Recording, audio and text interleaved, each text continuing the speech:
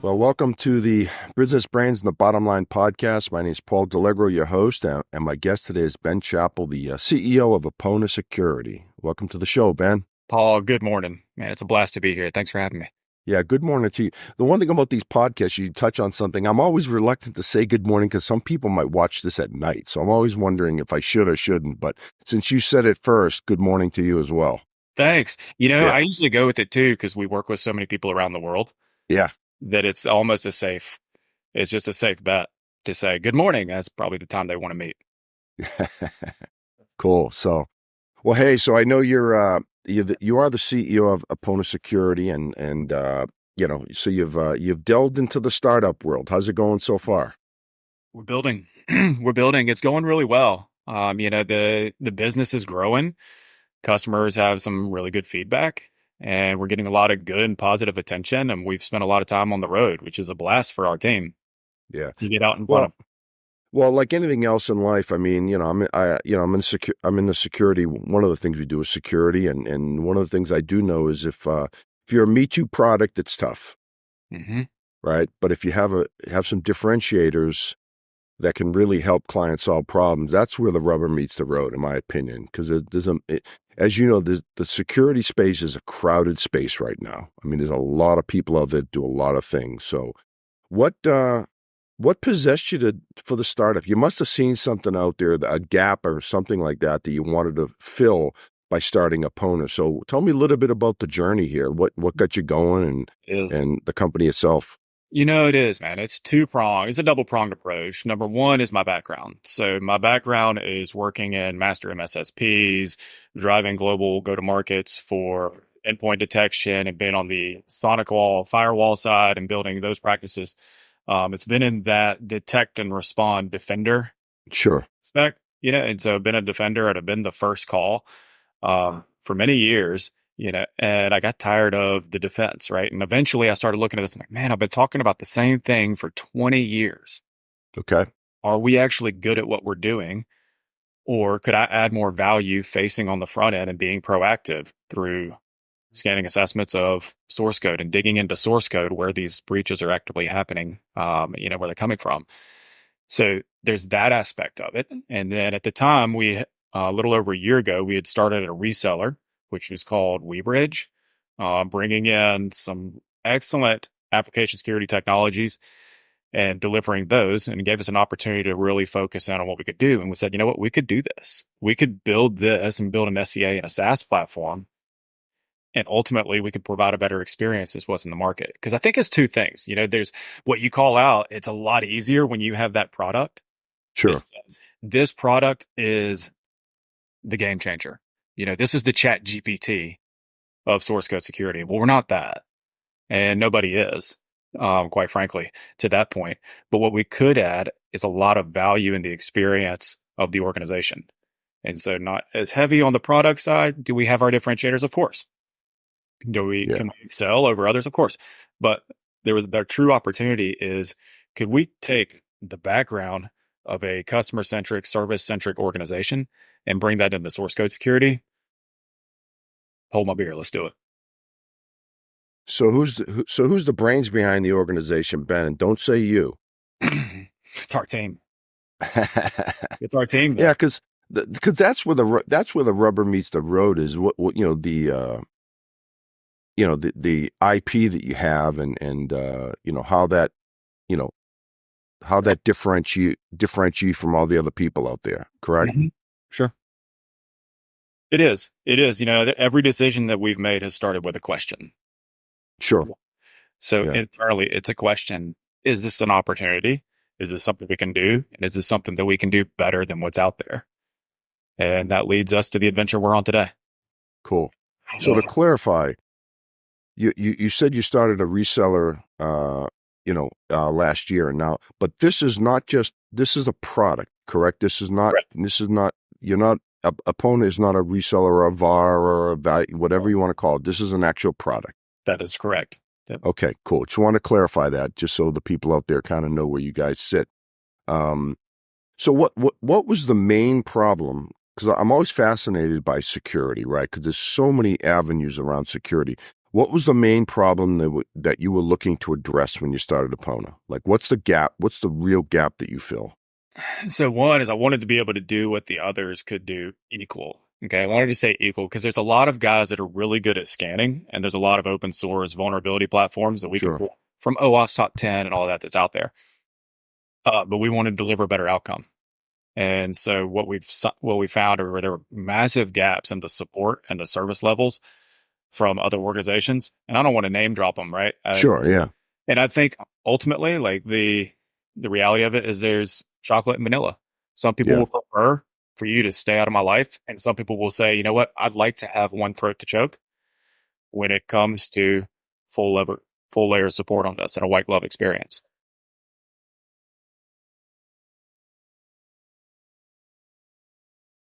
Looking at some, you may have to edit this one. I'm just looking at some of my questions here, Ben, just so I can kind of get the next one up for you. we can give a we can give a shout to something else we could do differently. Sure. So something else, from as far as what we could do different, there are a few platforms out there that are doing really well with vulnerability scanning and discovery, but no one's stopping that attack. No one's stopping that attack at the source code level. So, for instance, like a typo squatting attack, the common illustration that we use is Monet. All right. So, and if you're coding in Java, then you can type the word Monet and mistype money, the word money. So, mistype of the Right. word money turns into a ransomware attack from the source code. Yeah. So, it's a simple attack. We're approaching dormant domains in the same respect. And that's a huge differentiator that we pulled in through a partnership. Yeah.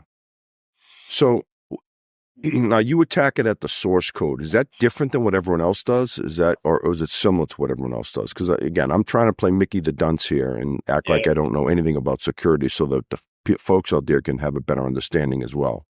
Yeah. So traditionally, if you look at the security stack, we're starting with endpoints, and we'll maybe going from endpoints into cloud or layers of access. Okay. So if we picture the house itself, Sure. I give you a mission. I'll say, hey, Paul, come over here and break into this house for me. Yeah. Number one, you walk up to the doors. You check the doors. You see if they're locked. Number two, maybe we're going to check the windows. Right. Okay. Number three, if it's got a second story, maybe we'll check the second story windows just in case this creep thief has a ladder. But we're not going into where the locks were made, where the windows were made, what are the vulnerabilities found within, what are the common misconceptions, what Bluetooth attacks on the doors.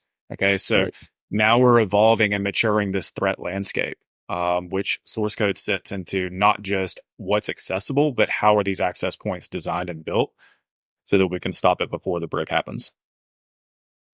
So does your platform streamline that whole process? I mean, is that one of the advantages of what you guys do? Talk a little bit about that. Yeah. So look, I think that what we're seeing is the repercussions of the greatest development cycle in mankind. Okay. So mankind has come out and said, we're going to develop software and we're going to develop it faster, better, and stronger than anyone could have ever imagined.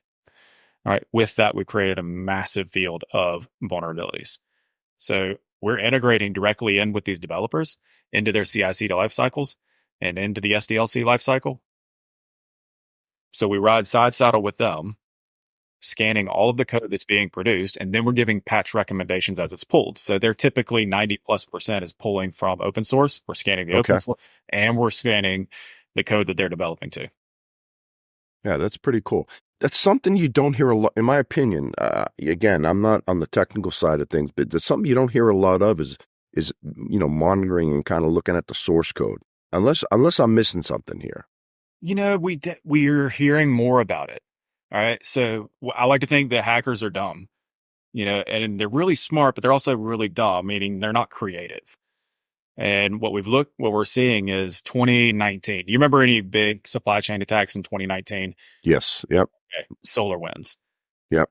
SolarWinds hits and it shakes the freaking earth on the cybersecurity landscape. They're like, what in the world? Like, all right, so this was already there. It's a vulnerability. It comes down to a management issue, not patching. And then 2020 rolled around, and guess what? We've got the same thing repeating itself, but this time it's in the Republican National Committee. So Republican National Committee is then hacked with another source code attack. And guess what? Don't mess with the government. So after you mess with the government, now we have regulations out there requiring SBOMs, and we're seeing over 700% increase in source code attacks from that point in time. Really? Wow. So you see the curve just flying up. And that's what we did that study with Forrester. Nice. So how do you stay ahead of the curve? That's one thing I always ask people in security. I mean, just it's the ever-changing, ever-evolving world of hackers and people that like to make some money that are bad people. How do you stay ahead of that? There's a guy that I was having conversations with at a show recently around this. Same questions. And, we started looking at it as like, what if cybersecurity, what if we started calling it cyber communication? And we started giving it the one thing that we don't have, and that's time. Yeah. But I think it's these types of communications, right? It's the podcast and understanding what's out there. It's making time to join webinars, even if they're not your vendor, even if you're interested in buying, right? Joining these and just uncovering what do they have behind that next wall. There's a lot of really smart people that are doing a lot of great research now. And so I see that as the greatest wave in the cyberspace. We've done really well with how do we stop an attack, or how do we discover an attack, and then how do we respond? We can identify and we can respond pretty effectively now. But where we're seeing more growth is in the educational space. Really? Why do you think that is? Tech. I think we finally have it. AI, as much as it's hurting us, is also helping us in some of this discovery. Our computing powers are great. And also just natural. It's organic growth of information. So this organic growth from this is what we were dealing with 12 and 15 years ago has now become old news, right? For 10 years ago, we continue to develop. But there's also more of it. There's more focus. Universities. There's not a university in the country that doesn't offer a cybersecurity program now. Yes. Yeah. And so the education does become power, and that knowledge does become useful out the other end. Yeah. I mean, what are, we see a lot of organizations that kind of, I would say it's really, in my opinion, it's changed drastically over the past, say, 5, 6, 7 years. Before, security used to be, well, we haven't had a problem yet. We don't have anything budgeted for that security yet. Then all of a sudden they get hit and it becomes an issue. But I think that's changed. People are so aware of it right now that they are budgeting and trying to get a security posture in place that'll help them in work. I mean, what are you seeing out there? It's money. Yeah. It's money. I think if you look at the insurance policies and cyber insurance policies, they've done a really good job of bringing awareness to critical infrastructure and code and different areas of cloud, right? And this rush to the cloud. And that was the other great concern for our space is this rush to cloud, even after the 2019, 2020 era, when organizations were just dumping everything that they could possibly into the AWS and IBM clouds and the Microsoft clouds out there. How are those going to be secure? It's like, well, we'll figure it out later, right? Like they've got it. They've got the ISO certifications. They're cleaning up their clouds. So I think that's a major part of it. Yeah. But how safe is the cloud though? I mean, granted, you throw IBM and Azure and Google and all these people that have the big cloud presence, Azure. I mean, are they really safe though? I always wonder that. Safe is an outcome. It's a relative term, right? Yeah. I think that's up to perception. And I still look at clouds the same as I look at firewalls, or the same I look at as antivirus or any other technology. Is the same as the Ford Mustang that might be sitting in your garage. And that Mustang is going to be about as safe as you drive it. I still think there is a responsibility that is, not overlooked, thankfully, by many organizations. Now, the difference there is, do the organizations have the resources and staff to be able to effectively manage some of these technologies? That's where, that's where it sits. And if they don't, will they put the budget in place to partner? Because there's a lot of organizations out there that are really good at providing these managed services, that are far more secure. They also have their own backup teams, right? So it's out there. It's out there. I do think we can get secure, but it's a human element issue. Okay, so take the Yeah. reward up. Like, it's Yeah. again, it comes back to money. As long as there's money on the other side, there's going to be money getting pulled from the other. It's funny you just touched on a good point. The biggest threat factor, I think, is people, right? Just clicking on the wrong thing, do it, because we're always, I know you personally, my personal email, my business, I'm always getting these suspicious emails to click on things. And I've been guilty. I've clicked on a few things I shouldn't have, but as a general rule, I try to be very leery, and I try to educate my kids to do not click on a link. Mm-hmm. If your bank sends you an email that says we need information, go to the website yourself, log in and see if they actually need that information. Don't just click on a link, and I tried to tell them, so hopefully, haven't heard any problems yet, but we will see. It's still early. Sometimes I think of just the human element in cyber is similar to going camping. And illustration is, if I take my kids camping and we get out of the car and we get on the trail and we walk down the trail to where we go to get in the tent, they're probably going to be safe. Right? Where an accident happens is where one of us decides to go off the trail. And once we start whittling the wood, we might cut our thumb off. Right. We start playing and throwing rocks in the river. That's when we fall in the water. Yep. And so it's the same for the end user training: is stay the course, stay on the trail, and you'll be far less, vulnerable, we'll say, to those types of attacks. Yeah. One thing we see, and I think it's changing, is, that the education, Mm-hmm. the awareness training of security, and then not publicly shaming employees. I think that used to be a way, people getting threatened. If you click on that one more time, you're going to get fired, versus what that promotes is people just not saying a word, right? Just, not coming forward and say, hey, because, we have a system in place at our company. If we see anything suspicious, we have a way of reporting it, right? Mm-hmm. And I think it's getting better. I still think it's not 100%, but the public shaming piece has got to really go away for this to be effective, I think. So have you seen organizations that actually call people out individually? Well, we're a vendor, so I don't see it, but I hear it. Okay. I hear it. But it's changing, though. I think that it is changing. Because the public shaming never works. Right. It's right? interesting to me, though. So we've had talks before around best practices, cybersecurity practices. And I've used the reference, too, of the streetlights, where if there's an employee or someone who's a constant problem, they're not coming home before the streetlights come on, right? You don't just keep telling them, hey, you need to come home. Hey, you need to come home. Sure. You need to stay on the street. You need to do, eventually, you throw them in their room and they're grounded. Yeah. Eventually there's some accountability that gets put in place. It's the same way if my kids are out there picking fights, if they don't get beat down right, they're going to be in trouble. Sure. There's a certain accountability aspect. And so there were some original cyber trainings I actually really liked that weren't about calling people out specifically for what happened in reality, but on the training side. And so they would put out a cyber quiz and people could win, right? And have the most detections, and they gamified the whole cyber training. I have to look up who that was. But that one I thought was cool.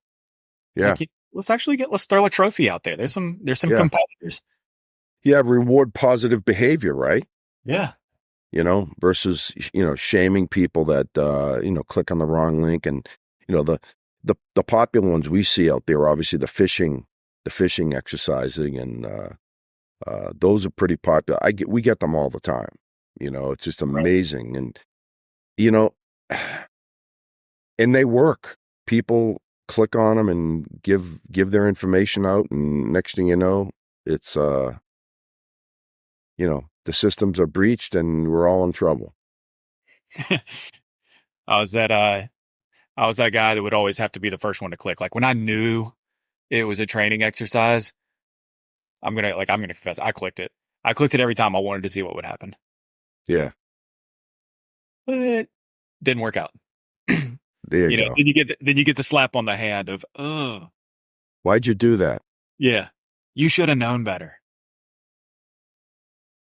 So Yeah, we're but at, it's hard though sometimes. Like you think your radar's up, but that 1% of the time where you get an email from somebody, and this has happened to me where it looked legit and I wasn't thinking, I didn't have my antennas up, and I click on it. And then I realized right after I clicked on it, I shouldn't have done that. And I immediately go to IT and say, hey man, I clicked on that link. And turns out, I'm probably not the first, the only one at my company that does it, but yeah, I always feel bad when I do it. But I think training is, and awareness training is really critical, because getting your antennas up all the time. I know it's a tough way to live. You can't live in a negative environment, but we're forced to, I think, at this point.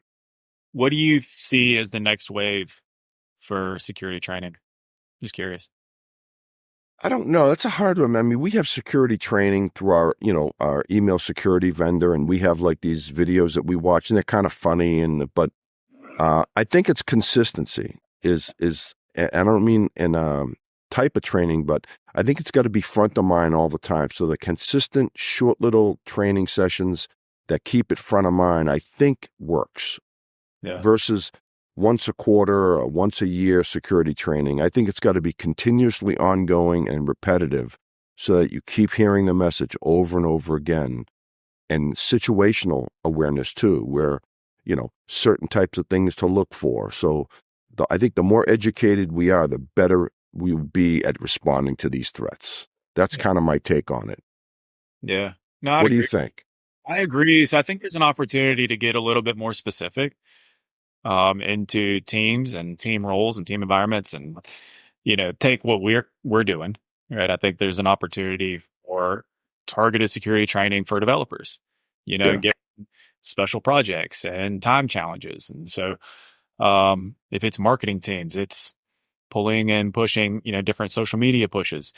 yeah, 'Cause threats involved in those as well, right? Accounts get hacked and taken over all the time. yeah. So, So who would be a great candidate for what you guys do? so we work very closely with software development teams, right? And so Okay, that's mid-sized organizations, mid to large, that have 15 or 20 developers and up. got Uh, it. and also we work guys with like Naviga, where we're working with a subset, a smaller boutique software development firm that is, again, that same size. So any organization with about 15, 20 developers and above, they start to see Okay, that value. cool.